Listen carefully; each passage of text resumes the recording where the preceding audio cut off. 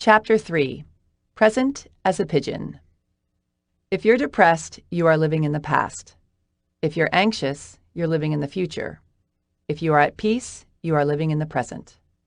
Lao Tzu, ancient Chinese philosopher, founder of Taoism, could have been one guy or a mythical compilation of many. Nobody really knows for sure. I was in yoga class one day, and the instructor told us all to get into pigeon pose, which is this pose where you stretch one leg out behind you, fold the other one out sideways in front of you, and then bend forward and lie down on top of the whole thing. It's fine if you're a pigeon, but it's one of the poses I dread most because my hips don't move that way, it hurts, and I'm always scared I'm going to get stuck. But even though my body has requested otherwise, I'm in class, and I'm going for it, and I'm determined to relax into it, even though I'm really just silently begging the dude to tell us to change into a different pose, which he doesn't do because he's too busy talking. He's blabbing on and on and on about our connection to the universe and our breath and the path to true enlightenment, and holy fucking shit, dude, will you hurry up? I think I'm going to rip something. I really do. Oh my God, I think I'm actually stuck. How am I going to get out of this pose? He's going to have to come over here and lift me out of it because I really, truly am stuck, and then whoosh. I breathe into it. I shut off the relentless yammering in my brain, get quiet, and surrender. I feel my body shift and go deeper into the pose than it's ever gone before. The pain is gone. The panic is gone. I am one with the universe. But then I realize that I really do think I'm stuck. And seriously, what the hell, dude? Are you going to talk all night? We've been in this freaking pose for 5 minutes for real. And by the way, my knee just got all hot. And you really are not going to shut up, even though I keep thinking you finally are. But then you keep going, and then whoosh. I reconnect. I'm back in the zone. I melt deeply into this pose and feel such bliss and true connection to something much larger than myself. This flip-flopping between freaking out in our heads and breathing into the now is basically how most of us go through life. Instead of worrying about the possibility of dislocating a hip, the future, or about how bad I was at this pose, the past, I could have luxuriated in the magnificence available to me in the moment. It never ceases to amaze me the precious time we spend chasing the squirrels around our brains, playing out our dramas, worrying about unwanted facial hair, seeking adoration, justifying our actions, complaining about slow internet connections, dissecting the lives of idiots, when we are sitting in the middle of a full-blown miracle that is happening right here, right now.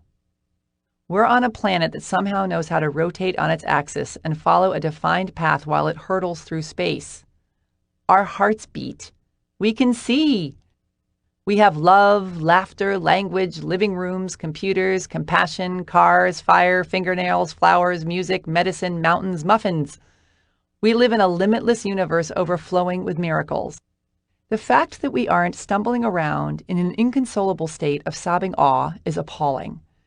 The universe must be like, what more do I have to do to wake these bitches up? Make water, their most precious resource, rain down from the sky? The universe loves us so much and wants us to partake in the miraculous so badly that sometimes she delivers little wake-up calls.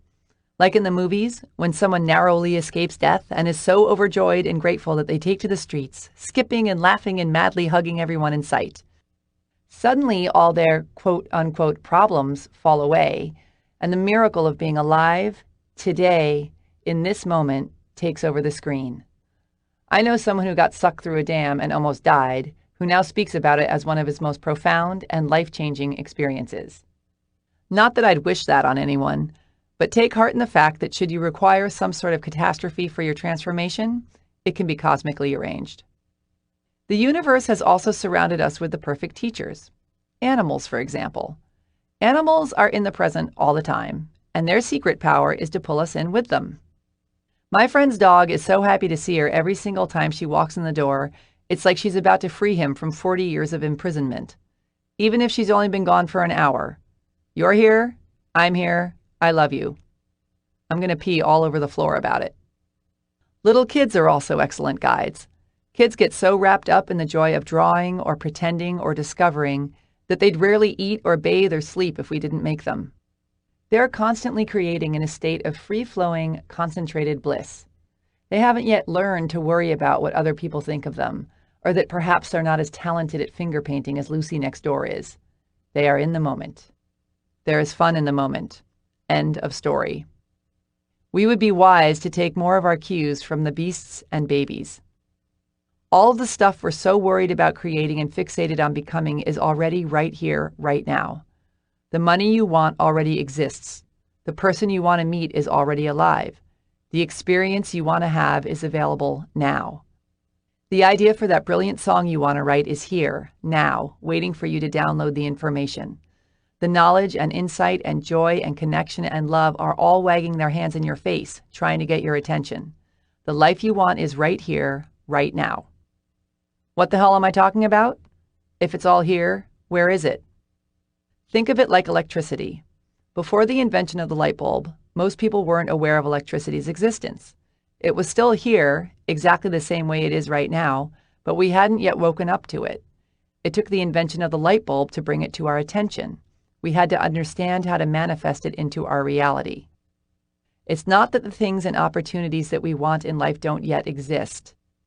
It's that we're not yet aware of their existence, or the fact that we can really have them. The more practiced you become at being present and connected to source energy, the more available you are to download ideas and seize opportunities that you might miss out on if you're all wrapped up in the endless chatter in your head. There's a great Hindu story about a lady who wanted to meet the god Krishna. So she went into the forest, closed her eyes, and prayed and meditated on making the god appear, and lo and behold, Krishna came wandering down the forest path towards her. But when Krishna tapped the lady on the shoulder, she, without opening her eyes, told him to get lost because she was busy meditating on a very important goal. When we get so wrapped up in our heads, we miss out on what's available to us right now in the moment. Stop and notice how you feel right now. Feel your breath moving in and out of your body. Feel the air on your skin. Feel your heart beating, your eyes seeing, your ears hearing. Notice the energy inside and outside of you buzzing. Shut off your thoughts and feel your connection to source. Breathe. Even if you've got bone-chilling credit card debts or you haven't spoken to your mother in 6 years, right now, in this moment, you can find peace and joy in that which simply is. As adults with responsibilities like bodies to care for and mortgages to pay, there's some value in taking a side trip away from the present moment every once in a while. Sometimes we need to think about and plan for the future, as well as study the past in order to learn from it or laugh about it or bury it out back and let it go forever. And if we just stop by for the occasional visits to the future and the past, that would be one thing. But the amount of time we spend chewing on junk food thoughts about what ifs and how comes, Lord help us. The more time you spend in the moment, the richer your life will be. Being present gets you out of your head and connects you to source energy, which raises your frequency, which attracts things of like frequency to you. And all of those high-frequency things and experiences are already here, just waiting for you to join the party. All you have to do is shut up, show up, and usher them in.